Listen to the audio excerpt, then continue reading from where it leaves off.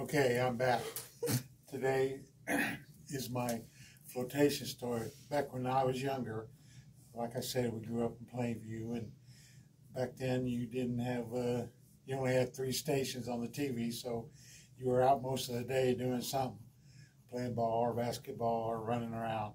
But we had a creek there that ran through Planeview, and one day my brother Andy Stumblingbear and my cousin Lee Jr., and I called him my brother Mike Tosi.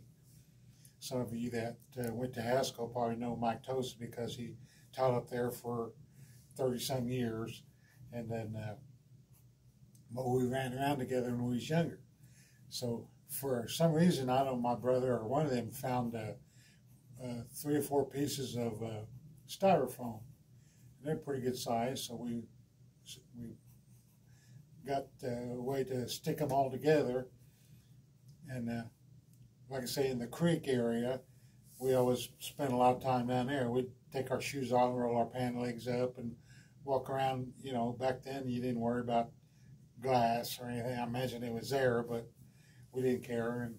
And we'd always go down there and catch minnows or whatever. And anyway, so we decided to get this styrofoam, make a raft, and we had to wait a couple days till a good rain came along, and rain finally came, and the water was running pretty fast. I mean, thinking about it now, I probably wouldn't have went in there if I knew better, because you know somebody could have drowned, I guess. But anyway, there were 4 of us got on there. We had big long branches to maneuver with, and so we got on there at about the middle of Planeview, in the creek right there, and then we floated all the way down through Planeview, and the water was running pretty good, but we'd catch up every once in a while on debris that was in the creek area, or a bridge, a couple bridges. There was a bridge across the hillside we went under, and the creek went all the way to the Joyland area and ran beside Joyland, and then from there ran into the river, the Arkansas River. So like I say, we floated down and we bumped into a bunch of stuff. And I think we turned over at least one time on the way down. And you know, everybody went underwater and came back up, and we got back on the raft again and took off again. Okay, and we got down closer to the end of the trip, and by then the raft was pretty well, it starting to come apart, and we didn't want to save it anymore after that. Chunks was gone off of it, but we fell in again.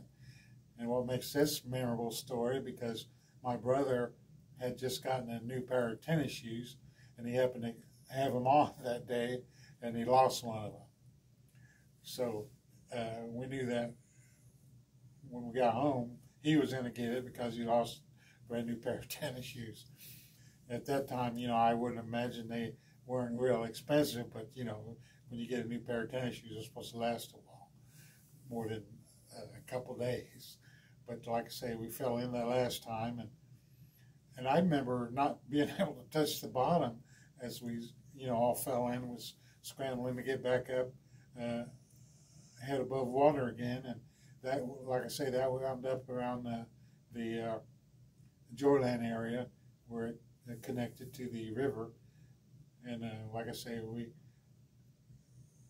sat around for a while and finally dried out and started trudging back home. And I knew when we got home he was going to get it because he lost one of his tennis shoes. And that was our great float trip story.